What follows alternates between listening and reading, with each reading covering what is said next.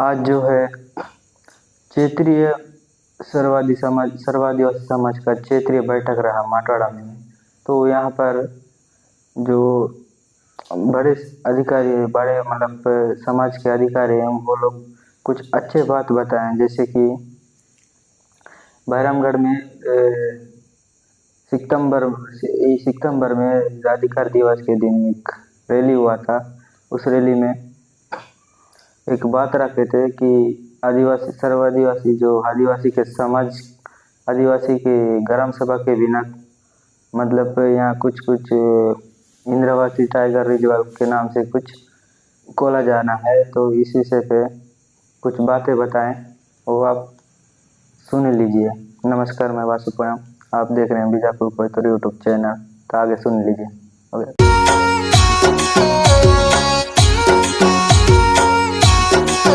जारी किया था, जिसको मैं आप लोगों को बता रहा हूँ।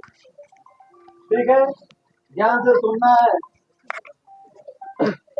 इंद्रावती टाइगर रिजर्व के कोर क्षेत्र अंतर्गत ग्रामों में स्वैच्छिक विस्थापन संबंधित जानकारी प्रेस विज्ञप्ति में सरकार जारी करता है। पढ़े लिखे लोग इसको ध्यान से सुनेंगे। इच्छा से मतलब स्वैच्छिक मतलब इच्छा से।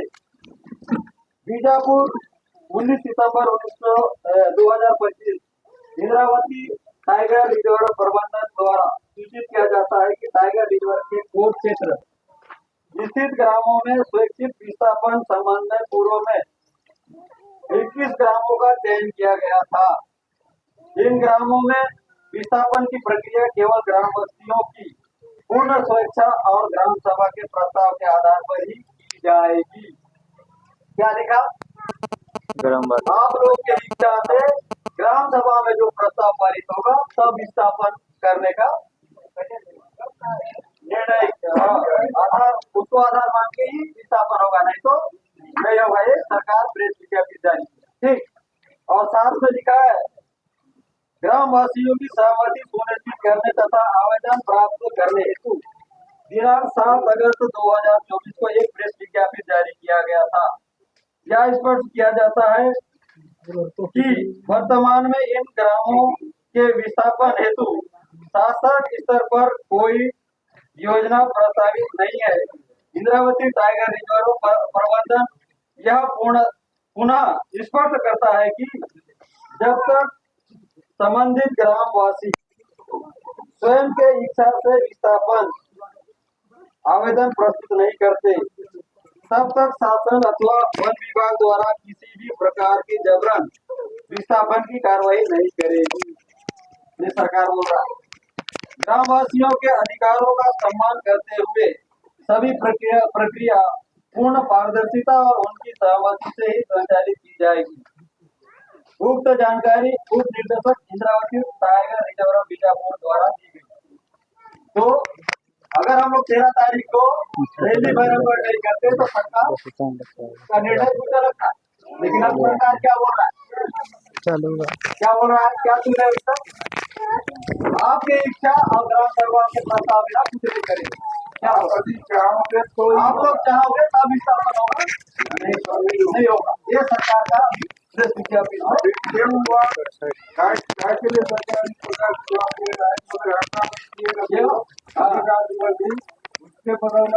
ये हमारे जो रैली हुआ बहरामगढ़ में अधिकार ज्ञापन राज्यपाल के नाम से सौंपे, उसका परिणाम है। किसका परिणाम है?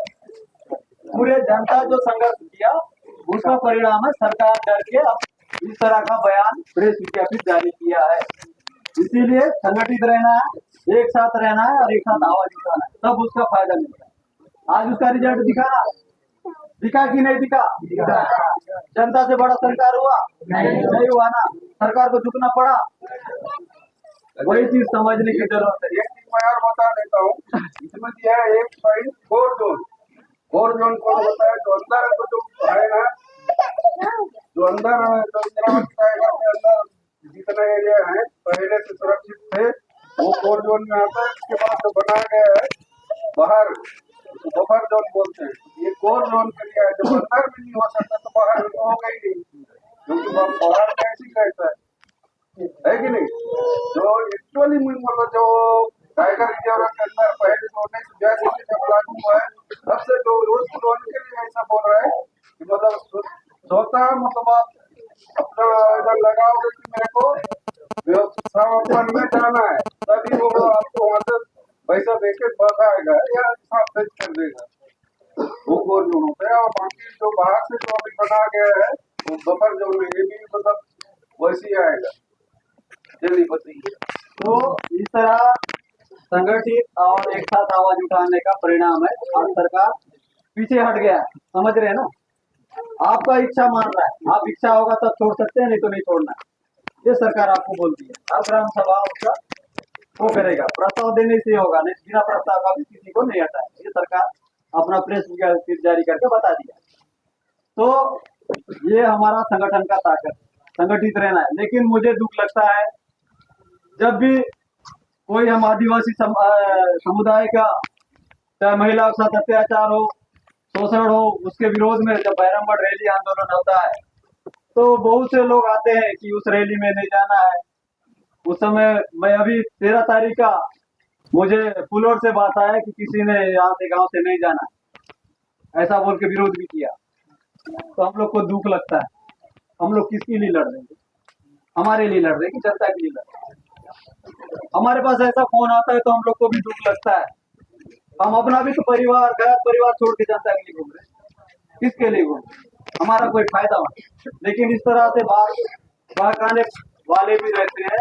उनकी बातों को ध्यान में नहीं देते हुए अपने हक अधिकार के लिए लड़ाई के लिए आगे आने की जरूरत है। साथियों, पूर्व वक्ताओं ने बताया कि हम आदिवासी हैं। कब से हैं? पाषाण काल से लेकर तब से हम लोग यहाँ इस देश में रहते हैं, धरती पर रहते हैं। इसीलिए हमको जल जंगल जमीन का मालिक पता है। हम लोग मालिक हैं। और मालिक का दर्जा कैसे मिला? संविधान के बारे में बता रहे थे। 5वीं अनुसूचित क्षेत्र, 6वीं अनुसूचित क्षेत्र। हमारे देश को, भारत देश को 12 अनुसूचित में बांटा गया। 12 अनुसूचित क्षेत्र है, जिसमें हमारा बस्तर संभाग 5वीं अनुसूचित है और सरगुजा संभाग 5वीं अनुसूचित क्षेत्र। और जो बीच का जो एरिया होता है वो सामान्य क्षेत्र होता है। हम लोग 2 संभाग में आदिवासी लोग रहते हैं, मूल निवासी लोग रहते हैं, है ना? हमारा आदिवासी मूल निवासी होने का कारण क्या है? हम लोग पूर्व से हमारा रीति रिवाज संस्कृति को मानते हैं। जन्म से लेकर मृत्यु तक हमारा कोई रीति रिवाज है। गांव को चलाने के लिए कोई रीति रिवाज है, फेरमा गायता है, देव व्यवस्था है, देव देवता है ना। उसमें हम आदिवासी ही नहीं, उसमें राउत भी बैठता है, कलार भी बैठता है, धाकड़ भी बैठता है, तेलगा भी बैठता है। देव में बैठता है कि नहीं बैठता है? बैठता है ना। लेकिन वो अपने आप को कैसे अलग समझता है? वो बड़ा जात का, इसलिए वो अपने आप को अलग समझता है। लेकिन उसी रूढ़ी प्रथा के वजह से उसको भी पिछड़ा वर्ग का आरक्षण मिलता है 27%। यहाँ पिछड़ा वर्ग राउत कलार के लोग हैं तो उनको भी मैं बता दे रहा हूँ, 27% का आरक्षण का लाभ वो लोग भी लेते हैं संविधान। लेकिन लड़ाई कौन लड़ता है? आदिवासी। रैली निकालेगा आदिवासी, और वो लोग बैठे रहेंगे।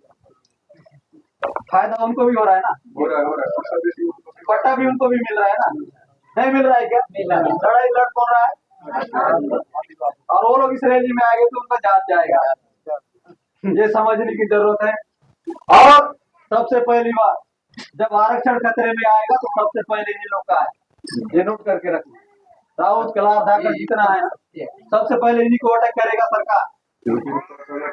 इनके पास संगठित नहीं है। और ये लोग अभी भी वर्गीकरण क्रीमिलियर की बात आई थी इस देश में। सबसे पहले एसटी और एससी, आदिवासी और हरिजन लोगों के लिए आया। आदिवासी और हरिजन लोग पूरे देश को बांध करके उस क्रीमिलियर को खत्म किया, उस कानून को बनाने नहीं दिया। लेकिन वो क्रीमिलियर किनके ऊपर आया? इनके लिए आया, पिछड़ा वर्ग के लिए। और ये पिछड़ा वर्ग के लोग नाराज मत होना, मैं बता रहा हूँ आप लोग के लिए, अच्छा चीज के लिए बता रहा हूँ। जब आपके लिए क्रीमिलियर आया, क्रीमिलियर का मतलब ये होता है एक आदमी आरक्षण का लाभ लिया, मान के चलो इसको सियान को नौकरी है, लेकिन आरक्षण के दम पर इस सियान को नौकरी मिला, इसका बेटा को आरक्षण नहीं मिलेगा। क्रीमिलियर का मतलब वो है। यदि ये सियान साहूकार है तो उसको भी आरक्षण नहीं मिलेगा। वो वाला कानून इनके ऊपर डाला गया, किनके ऊपर? ओबीसी पिछड़ा वर्ग के लिए। इन लोगों ने चुपचाप बैठा और ये बाद में बोलेंगे कि सरपंच बन रहे आदिवासी, नौकरी लगे आदिवासी, हमको क्या मिलता है? अरे भाई आप अपने हक अधिकार के बारे में जानो ना। आदिवासी तो लड़ रहा है, आप क्यों नहीं लड़ रहे हो भाई? आपको भी लड़ना है उसके बराबर, कंधे से कंधे मिलाकर लड़ना।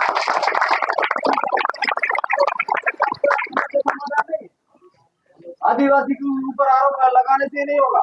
आप अपने अधिकार को जानिए, आप कैसे ओबीसी हो, कैसे में आप पिछड़ा वर्ग, आप इतिहास को पढ़ती है, लेकिन नहीं, वो उसका जरूरत नहीं। अभी मैं देखता हूँ हर समाज में जन्म से लेकर मृत्यु तक, शादी विवाह मरनी छठी, उसके बाद जात गया, किसको जात करना है वही तक थी। उसके बाद उसके आगे आपको क्या अधिकार मिला, इस देश में आपका क्या हक है, उसके बारे में जानने का प्रयास क्यों नहीं किया? करना चाहिए।